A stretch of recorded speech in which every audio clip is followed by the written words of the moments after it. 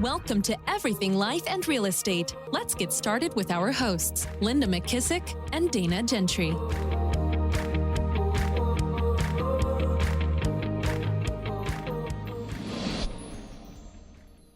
Hi, everyone. Welcome to Everything Life and Real Estate. I'm Linda McKissick. And I'm Dana Gentry.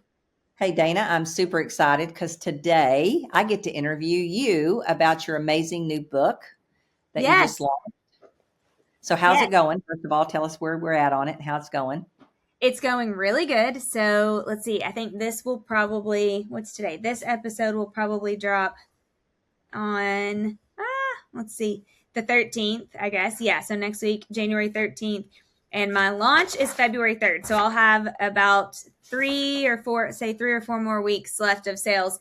But truthfully, I'm so just humbled. The feedback has been so great. I mean, I've given the book to a few people because I got some early release copies, but a lot of pre-orders. It's going really good. It's been great. Awesome. So what I'd love to hear, and I'm sure everybody listening would love to hear too, when did you get that idea and where did it come from? And how did the spark even start with you for a book, period, Yep. or specifically this book? Yes. Okay. So a book, period. We were at a mastermind with John Maxwell, and I heard him say, if you want to impact if you want to impact many, speak and do these things and all that stuff. If you want the opportunity to impact the world, then write a book. And so I was like, oh, wow. Okay. Yes. And obviously John, I think he's just finished his 94th book, I think it is, which is just unreal. I mean, to think about it. So, wow. And then I started thinking, okay, so many books have impacted me. I mean, probably more than anything else other than proximity, to you and to John and Gary. But other than that, I mean, it's been books. If you want mentors and you don't, have one accessible right next to you, an author can be your mentor through a book. And so I started to think about that. And then I thought, okay, over the last really probably 12 years, I have had some crazy access to a lot of rooms, a lot of people, so many stories. I mean, just a lot of growth opportunities. And I'm so grateful for that. And then I also realized there's so many people that maybe haven't had, that sort of access. And so I thought, okay, and then the short answer is then I started working with brand builders, and they want you to break down kind of, Rory says you're perfectly positioned to serve the person that you used to be. So you go back and see who you used to be. And then he wants you to come up with 3 to 5 pillars that have made you, who you are today from the person you used to be. Well, when I did that exercise, mine were really clear 4, like right off the bat. The first one was I learned how to become intentional and live intentionally. The second one was the power of proximity, learning how to be around great people. We talked about this on the last episode, but people who've done what I want to do. The third one was learning how to build great relationships. I felt like I learned how to build great relationships from a young age. And then the fourth one was really learning how to run my own race. Like when I saw a lot of other people stuck in comparison, it kept them from so many opportunities. And so I thought, okay, those are the 4 pillars that have gotten me from, who I used to be to where I am today to where I'm continuing to grow to.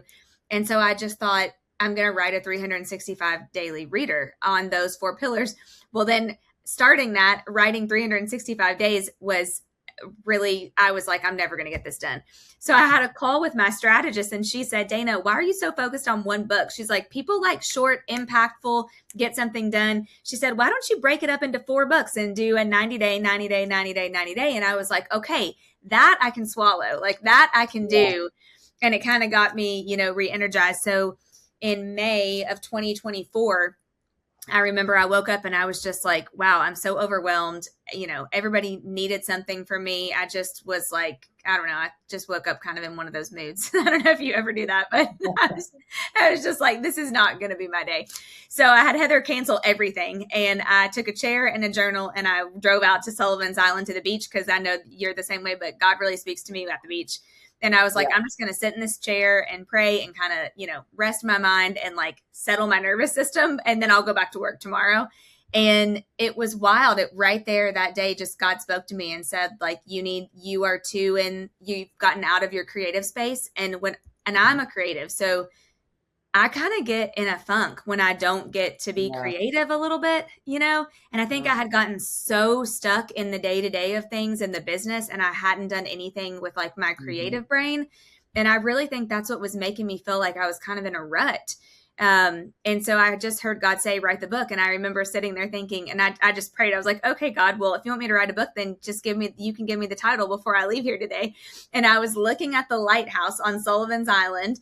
And at that very exact moment, almost audibly, I heard God say, restore. And I was like, restore? That's not even a word that I use. I mean, it was just crazy. So I started looking up the word restore, and I was writing down on my little journal out there all the definitions. And then I was like, okay, well, what does biblically the word restore mean? And really, biblically, the word restore isn't to like take you back to what something used to be, which is what we think restore means. It's Yes. actually to make it even better, like way Mm, better than what the previous version was. And I was like, man, that's really been my life. I mean, it's like with every growth opportunity, God has made it so much better than what it mhm. even was before. So I just started writing 90 days about how to live intentionally throughout all the stories. And, I mentioned you and a lot of people who've impacted me and taught me lessons. And each day is a lesson on intentional living. That's awesome. So did you already know before that day that it would be a kind of a faith-based book, or Not really. I knew, well, to be honest, Linda, I feel like if you want to go get a daily devotion, it's all faith based. And those are great. But I had struggled finding one that I could like okay. learn business. Yeah. That was Mm, like it had a faith, which I say this book has a faith undertone, but it's really about how to grow in your life and in your business and live more intentionally. mhm. And so I just there weren't a lot out there. So I knew that I wanted it to have a little bit of a faith undertone, but I knew that I wanted any random business person who maybe doesn't go to church to be able to pick it up and really still get a lot out of it and not feel like, oh man, this is just another devotion, because that's really not what it is. Well, and the truth is, to be successful in business, you have to have the same values that are Right. biblically based. I mean, the places where you can get off the rails and your business can get off the rails is when you're not, living those values in your business also. That's right. Yeah, it's so true. Yeah. So I really tried to kind of have that undertone, but I just went back and thought, okay, of all the, well, I very first started by writing just a ton of stories. I mean, I had a list of over 100, impactful speakers that we've heard, or stories that I've seen, things that have happened to me personally, people around me that impacted me, or I saw like a great growth lesson from. And Mhm. then when I started kind of picking through them, my brand builder strategist, she really helped me. She said, okay, if you have these 4 pillars that are going to be the 4 books, then go in and let's start grabbing all the ones that have to do with intentional living. And so Mhm. that's what we did first. And I really, out of all the stories, I had more on living intentionally than I did the others. So that one kind of became the first. And I also feel like it all starts with being intentional. I mean, you can Mhm. build great relationships, you can have power, proximity, you can run your own race, but if you're not intentional to do anything with that stuff, then it Mhm. doesn't matter anyway. Yeah.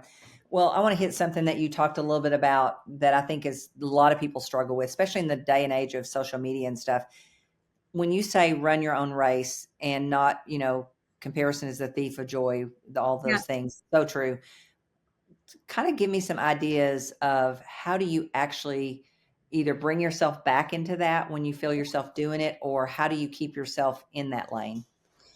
Great question. Well, first, I think it is very hard because of exactly what you said. Social media now, I mean, and it's even crazy, Linda. Like, I used to think when I was little and all my friends maybe had a slumber party and didn't invite me, I really didn't know. Now, these kids, like on Snapchat, they know they can pull up and they know where every one of their friends is at all times of the day on this little map Mhm. on their app. Like, so if all your friends are over here doing something and you're stuck at home, you know about it. I mean, it's just so easy to Yeah. constantly compare. And then you take into the business world, and if you're a high achiever, I mean, you're constantly like, well, this person did this, or this office is done better than me, or these people are on this trip, again, or I mean, it's a Mhm. lot. And so I think one, it's natural, and I definitely, don't ever do it. I still find myself doing it all the time. But the key is that I don't let it affect me like I used to let it affect me. Well, and you recognize that it is derailing you, and Yes. do Yeah, something about because it. I heard shoot, I don't remember who said this originally, but they said if the enemy can't destroy you, he will distract you. And I think comparison is a huge way that the enemy Oh, distracts us from the purpose that we're trying to achieve or the assignment that we're in. Because what better way to do it than to say, well, look what everybody else is doing. Well, you're not doing that. Well, you suck. Well, now you have low self-esteem. Well, you should probably just stop selling real estate, or you should probably quit being a leader, or whatever it is. And all those thoughts, they become this pattern. And it's like, then you start to create the stories in your head. So I think for me, it's recognizing it. And then it's also, I just go deep in, okay, if this is what I'm doing, then this is where God has me and this is what I'm supposed to be doing. And I say this in my keynote, but Linda, I could try to run your race, and probably I have, if I'm being honest, at certain points, a lot of times, but only you can run your race, and you could try to run my race, but only I can run my race. And so I just have these things that I try to remind myself of. I even, oh shoot, you know what? It's downstairs in my other planner because I just switched to my 2026, but I even carry around that silly laminated image of Michael Phelps competing in the Olympics to be the winningest Olympian of all times, because he only won that race because Chad LaClose was looking over his shoulder at Phelps to see where Phelps was, and Phelps was looking straight ahead. And every swimmer extraordinaire expert said that if Chad had actually been looking forward instead of over his shoulder, he would have beat Phelps, and Phelps would not have become the winningest Olympian of all times. But he did because he was looking forward, and just like, I don't know if the word's aerodynamics or what, but Chad wasn't. He was worried about what Phelps was doing. And I carry that image around with me because sometimes, transparently, I need to look at that and be like, hey, I don't, I gotta, and I also say it's easy to say this because I'm from Kentucky, but those horses wear blinders for a reason when they race. Yeah. And sometimes we need those too. Like, you can't really go deep on what you're supposed to be doing if you're looking at what everybody else is doing all the time. Yeah. And Olympics and things like that are won on the seconds. So 1 second of not paying attention to what you need to pay attention to can cost you. If it can cost somebody the Olympics, what is it costing you? Yeah. I think he actually won by an 18th of a second. I mean, it was either a 10th or an 18th or something. It was that, it was that close. Yeah. And it's just crazy to think about because we can be so derailed by that. Yeah. Well, and I think too, one of the other things you said too was, I think it was your ones were relationship, run your own race. What was the other 3 and 4? Power of proximity. And then the first book is intentionality. Yeah. Okay. So when it comes to relationships, I think about what you just said about the young kids. They haven't developed the maturity to know that you have control of where you are and who you're hanging out with, right? They're still waiting to be invited. So what would you say to people who feel like in 2026, you know what, I do need better relationships? Because I think about all my opportunities, almost every one of them came from a relationship. Yeah. And, it's funny because I think it's like a muscle. When you start learning to look for those correct relationships and for the opportunities to get in relationship with that person, it becomes a habit. And, your radar is kind of looking for that, for who are they and how do I get in relationship with them? So what would you say to somebody who said in 2026, I know I need to build better relationships? What are the key things that you look for in a relationship with somebody? Well, okay. So before I say the key things, I'll say if you are looking for new relationships, I'll talk really quick about day 26 out of the first book, Restore. That's the one that people can order right now, because I love the story. It's one of my favorite days in the book because it's about my brother. And he came to the I Love Coaching Summit in 2024 and met John Maxwell. And during that session, one of the things John talked about was getting in great relationships with mentors and being able to learn, how to learn from other people to build great relationships with more opportunity and all that stuff. And he taught his 7 mentor lunch questions. Well, my brother, you actually, I think you were at that one, Linda. So my brother came my brother knew that my brother is a growth director really high up in Lowe's, for Lowe's companies, Lowe's Home Improvement. He just moved to Charlotte for a promotion. And so the CEO president, this guy, I think his name's Marvin, of all of Lowe's companies, Chris knew that he had liked John Maxwell. He had heard him, say that before. That would be like our kind of Gary Keller, as the Marvin. Yes. Uh-huh. And so at the end of the day, Chris rode with me to take John to the airport. He got a book signed that he was going to take back to Marvin. But Chris's takeaway was he was going to see just a shot in the sky if he could get Marvin to do a mentor lunch with him so Chris could ask those 7 questions. So afterwards, Chris emailed Marvin's assistant, and Chris was like, honestly, I thought I probably had like a 10% chance. But he said, I was so inspired by John, I was just going to do it. Well, his assistant responded the very next day and said, he would love to meet with you for lunch. Can you come, to the floor on this day, blah, blah, blah. So Chris was shocked. He was like, I was absolutely floored. So fast forward, this was a couple weeks later. So he ended up going to the lunch. He took John, I have a picture of it in my book on day 26, but he took John's book to Marvin, the president of Lowe's, and he got to spend time asking him those questions.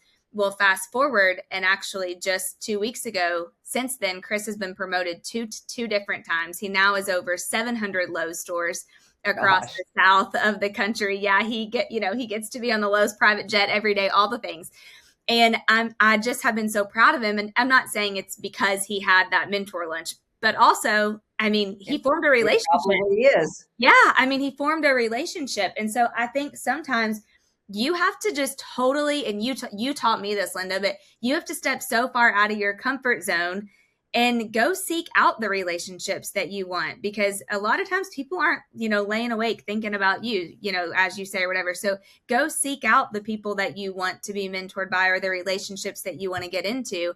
And then also, I just heard that they came out with the centennial stats of the people who live to be over 100. And the number one quality that they all had is that they all have a community.